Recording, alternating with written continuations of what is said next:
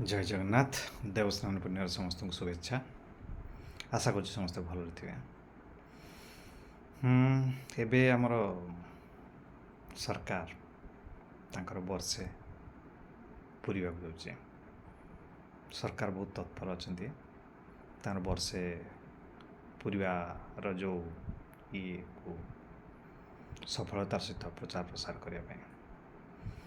କିନ୍ତୁ ବାସ୍ତବିକତାର ସହିତ ପ୍ରଚାର ପ୍ରସାର ଆବଶ୍ୟକତା ରହିଛି କି? ଯଦି ସରକାରଙ୍କର ବହୁତ କିଛି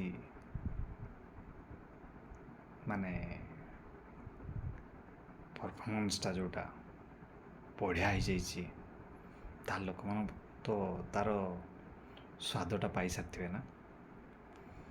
ଲୋକମାନେ ତ ସବୁ ଜାଣିଥିବେ। ପୁଣି ସେଟା କ'ଣ ପ୍ରଚାର ପ୍ରସାର କ'ଣ ହେବ?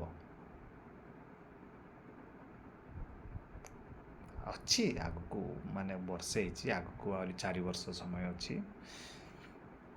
ନିର୍ବାଚନ ସମୟ ଆସିଲେ ପ୍ରଚାର ପ୍ରସାର କଲେ କ'ଣ ହେବନି? ନାଇଁ, କାମ ଉପରେ ଯଦି ସରକାର ଧ୍ୟାନ ଦେବେ, ଲୋକମାନଙ୍କର ବହୁତ କିଛି ଆଜ୍ଞା ମଙ୍ଗଳ ହେବ।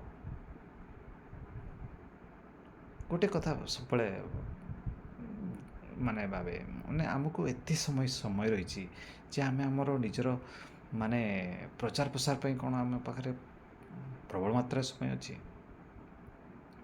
ଆମର ସମସ୍ୟା ଯେଉଁ ଆକାରରେ ଅଛି, ସେ ସମସ୍ୟାକୁ ସମାଧାନ କରିବା ପାଇଁ ସମୟ ବା ଅଭାବ ପଡ଼ୁଛି। ପ୍ରଚାର ପ୍ରସାର ପାଇଁ ଏତେ ସମୟ କେଉଁଠୁ ଆସୁଛି? ଦେଖିବାକୁ ଗଲେ ଆମର ବର୍ଡ଼ରରେ ଯେତେବେଳେ ଆମର ଯବାନମାନେ ଯେତେବେଳେ ଯୁଦ୍ଧ କରୁଥାନ୍ତି, ସେମାନେ କ'ଣ ତାଙ୍କ ପାଖରେ ସମୟ ଥାଏ ପ୍ରଚାର ପ୍ରସାର କରିବା ପାଇଁ? ସେମାନେ କ'ଣ ଭାବନ୍ତି ଯେ ମୁଁ ଯୁଦ୍ଧରେ କେଉଁ ଭଳିଆ ଲଢ଼େଇ କରୁଛି, କ'ଣ କରୁଛି, ସେଇଟା କେମିତି ପ୍ରଚାର ହେବ, ପ୍ରସାର ହେବ, ତା ପାଇଁ କ'ଣ ତାଙ୍କ ପାଖରେ ସମୟ ଥାଏ? ନିଶ୍ଚିତ ଭାବରେ ନୁହଁ। ତାଙ୍କ ପାଖରେ ଗୋଟିଏ ଲକ୍ଷ୍ୟ ଥାଏ, କେମିତି ଆମେ ଯୁଦ୍ଧରେ ଜିତିବୁ।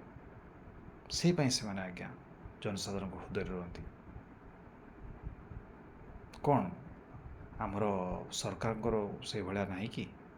କେମିତି ତାଙ୍କର ବ୍ୟବସ୍ଥାରେ ହିଁ କେବଳ ସୁଧାର କରିବେ, ବ୍ୟବସ୍ଥାକୁ ସୁଚାରୁ ରୂପେ ତୁଲେଇବେ, ଲୋକମାନଙ୍କର ମଙ୍ଗଳ ପାଇଁ କିପରି ସବୁ ଯୋଜନାକୁ ଠିକ୍ ଆକାରରେ ନେଇକି ପହଞ୍ଚାଇବେ, ଲୋକମାନଙ୍କର ଦୁଃଖ ସୁଖ କେଉଁ ଭଳିଆ ବୁଝିବେ, ସେଗୁଡ଼ା ତ ବହୁତ ସମସ୍ୟା ଅଛି ନା। ତେଣୁ କେମିତି ଏତେ ସମୟ ଆସୁଛି କେମିତି ପ୍ରଚାର ପ୍ରସାର କରିବା ପାଇଁ?